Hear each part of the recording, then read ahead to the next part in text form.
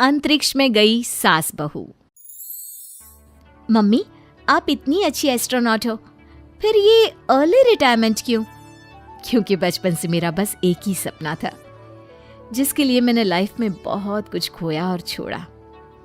लेकिन अब इस अर्ली रिटायरमेंट के जरिए मैं बस तुम दोनों के साथ और पास रहकर बिना किसी हड़बड़ी की जिंदगी जीना चाहती हूँ। सास की बात सुनकर काजल मुस्कुराकर चली जाती है। उसी शाम ऑफिस से घर वापस आकर अजय अपनी मम्मी के पास बैठता है। मम्मी, क्या हमारी स्पेस ऑर्गेनाइजेशन कोई नया स्पेस मिशन प्लान कर रही है? क्या मिशन है, बताओ ना मम्मी। हे भगवान, शरीर इतना बड़ा हो गया लेकिन दिमाग आज भी बच्चों से गया गुजरा है। घर में आया नहीं कि सवाल शुरू। तो तुम जवाब दे दो ना। मैं क्या जवाब दूं? जैसे तुझे मेरे रिटायरमेंट के बारे में पता ही नहीं। इतने समय से तूने मुझे ऑफिस जाते हुए देखा क्या? फिर मुझे कैसे पता होगा? जा, तेरी पत्नी से पूछ, वो रोज ऑफिस जाती है। माँ की बात पर अजय आवाज लगाकर काजल को बुलाकर वही सवाल उससे भी पूछता है, पर काजल उसका कोई जवाब नहीं देती। और बोलो पत्नी से पूछने के लिए, मैडम जवाब ही नहीं दे रही। सवाल जायज हो तो जवाब मिलेगा ना, तुम्हें अच्छे से पता है। कॉन्फिडेंशियलिटी रूल्स के चलते हम किसी से भी ऑर्गेनाइजेशन और मिशन से रिलेटेड कोई बात नहीं कर सकते। वो तो पता है, लेकिन मुझसे भी छुपाने का मतलब समझ में नहीं आया। वो मम्मी, रिटायरमेंट एप्लीकेशन के बाद से आपने ऑफिस भी आना बंद कर दिया। सबको लगा कि अब आप इंटरेस्टेड नहीं होगी, इसलिए इन्फॉर्म नहीं किया। क्या तुम भी इस मिशन का हिस्सा हो?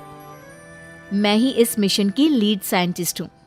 ये हमारा अब तक का सबसे बड़ा और इम्पोर्टेंट मिशन है। अगर ये सक्सेसफुल हो गया तो दुनिया में हमारे नाम के साथ मेरा प्रमोशन भी पक्का है। काजल की बात सुनकर दोनों माँ बेटे हैरान रह जाते हैं, लेकिन फिर सब साथ मिलकर सेलिब्रेट करते हैं। अब दिन बीतने लगते हैं। काजल स्पेस मिशन के चलते पहले से ज्यादा बिजी हो जाती है और देर तक ऑफिस में समय बिताने लगती है। कुछ समय तक इसे चुपचाप देखने के बाद एक सुबह बहू को सामने देखकर आखिरकार सास उसे टोक ही देती है। आ रही हो या जा रही हो? भाई, हमें तो तुम्हारी शक्ल देखे लगता है सदियां बीत गई। मैडम कब आती है कब जाती है कुछ पता ही नहीं चलता। अरे ऐसा कौन सा मिशन है जिसने सुबह रात घर परिवार सब भुला दिया? मिशन तो मैंने भी बहुत देखे हैं और गई भी हूँ, पर ऐसा हाल कभी नहीं हुआ। मम्मी, मैं आपकी चिंता और गुस्सा समझ सकती हूँ, पर ये स्पेस मिशन आज तक के सभी मिशन से बहुत अलग है। अच्छा, जरा मैं भी तो सुनूं, ऐसा क्या है इसमें? आई एम सॉरी मम्मी, मैं नहीं बता सकती। भूलो मत, मैंने रिटायरमेंट अप्लाई किया है, लेकिन रिटायर होने में अभी 7 महीने बाकी है, जिसके हिसाब से मैं आज भी ऑर्गेनाइजेशन का हिस्सा हूँ। तो मुझे बताकर तुम कोई रूल नहीं तोड़ रही। मुझे सब याद है मम्मी, और मुझे ये भी पता है कि अगर आप साथ दें तो मिशन के लिए बहुत बड़ी मदद साबित होगी। पर सीनियर्स ने रूल बनाया है कि इस मिशन की इंफॉर्मेशन सिर्फ उन्हीं के पास होगी जो इसका पार्ट है, और मुझे तो उन्होंने खास अपने पास बुलाकर ये समझाया था। बहू की बात सुनकर सास सोच में पड़ जाती है और अगले दिन खुद भी ऑफिस पहुंच जाती है। ओहो, क्या बात है मैडम, रिटायरमेंट के एप्लीकेशन के बाद तो आपने दर्शन देने भी बंद कर दिए। अरे सर, अगर ईद का चांद रोज निकला करता तो क्या उसका स्वागत इतने जश्न से होता? इस पर सीनियर भी हंसने लगते हैं और दोनों कैबिन में जाकर बैठ जाते हैं, जहां सास बातों बातों में नए स्पेस मिशन के बारे में पूछती हैं। वो उन्हें मिशन के बारे में सब कुछ बताकर तुरंत एक इमरजेंसी मीटिंग बुला लेते हैं, जिसमें साइंटिस्ट की टीम और काजल के साथ एस्ट्रोनॉट्स की पूरी टीम भी होती है। तो ये है हमारी टीम, जो सब कुछ भूल कर दिन रात इसी मिशन पर काम कर रही है। अगर आप भी हमें ज्वाइन कर ले तो सोने पर सुहागा हो जाएगा। अगर आप मुझे टीम में चाहते थे तो पहले कांटेक्ट क्यों नहीं किया? आपने स्पेस में ना जाने के फैसले के साथ डेस्क जॉब का भी इनकार कर दिया और अर्ली रिटायरमेंट के लिए अप्लाई कर दिया, और फिर पिछले 1 महीने में किसी के साथ कोई कांटेक्ट भी नहीं हुआ। इसलिए हमने सोचा शायद अब आप ब्रेक लेकर इस सब से दूर रहना चाहती हो। और इसीलिए किसी ने आपको परेशान करना सही नहीं समझा। बात तो आपकी सही है, फिर भी एक सुझाव देना चाहूंगी। ये जो आप कर रहे हो ना, ये मिशन नहीं, साफ सुसाइड है।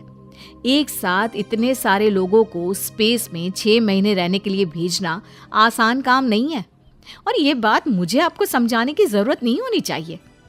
हमें सारे कॉन्सिक्वेंसेस, स्पेस, नेचर, मिशन की मुश्किल सबका पता है, और ऐसा करने वाले हम पहले नहीं हैं। इसलिए ये भी साबित है कि काम हो सकता है। आप सिर्फ एक एक्सपेरिमेंट के लिए इतने सारे लोगों की जान और मेहनत को दांव पर लगाना चाहते हो, जिसमें सक्सेस रेट भी मुश्किल से 1% है। बहुत देर तक इन्हीं सब बातों पर बहस चलने और काजल की सास उर्फ ऑर्गेनाइजेशन की सबसे एक्सपीरियंस्ड एस्ट्रोनॉट को बहुत देर समझाने के बाद भी जब वो राजी नहीं होती, तो ऑर्गेनाइजेशन के सीनियर्स को उन्हें घर वापस भेजना पड़ता है। लेकिन उसी के बाद से न चाहते हुए भी सास मिशन के बारे में सोचना बंद नहीं कर पाती। इसी तरह 1 हफ्ता बीत जाता है। माँ, जब घर में बैठकर भी मिशन के बारे में ही सोचना है, तो इससे अच्छा है कि वहां जाकर इस सोच के जरिए उनकी मदद ही कर दो। उन्हें ऑफिस में नहीं, स्पेस में जाने के लिए मेरी जरूरत है। वो चाहते हैं कि मैं हेड एस्ट्रोनॉट बनकर बाकी सबके साथ स्पेस में जाऊं। वाओ, रिटायरमेंट से पहले आखिरी असाइनमेंट की तरह इससे अच्छा और क्या हो सकता है। माँ, आपको हाँ बोल देना चाहिए। उस टीम में एक मेंबर काजल भी है। अगर हम दोनों ही चले जाएंगे तो तुम अकेले कैसे रहोगे? वहां से जिंदा वापस आने की कोई गारंटी नहीं बेटा। अब भी हमें भेजना चाहते हो क्या?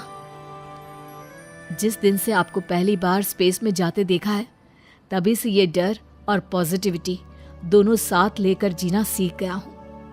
आप जाओ माँ, मुझे पूरा भरोसा है आप दोनों वापस भी आओगे और देश के साथ मेरा नाम भी रोशन करोगे। बेटी की बात सुनकर माँ के अंदर हिम्मत आती है और वो एक बार फिर स्पेस ऑर्गेनाइजेशन पहुंच जाती है, जहां उसके फैसले से सब बहुत खुश होते हैं और स्पेस मिशन की तैयारी पहले से ज्यादा जोश में शुरू हो जाती है। कुछ ही समय बाद दोनों सास बहू स्पेस में पहुंच जाती हैं। आखिरकार आज मेरी साइंटिस्ट बहू एस्ट्रोनॉट भी बन गई। सिर्फ स्पेस सूट पहन लेने से कोई एस्ट्रोनॉट नहीं बन जाता। मैं साइंटिस्ट हूँ और उसी में खुश हूँ। अगर मिशन की रिक्वायरमेंट नहीं होती तो शायद कभी यहाँ आती भी नहीं। इसी तरह दिन पर दिन स्पेस की अनेक मुश्किलें और दिक्कत सहते हुए देखते ही देखते 6 महीने बीत जाते हैं और नामुमकिन को मुमकिन करके दिखाते हुए सब सही सलामत अर्थ पर वापस आ जाते हैं, जिसके बाद से दुनिया भर में ये मिशन सास बहू की अंतरिक्ष यात्रा के नाम से मशहूर हो जाता है।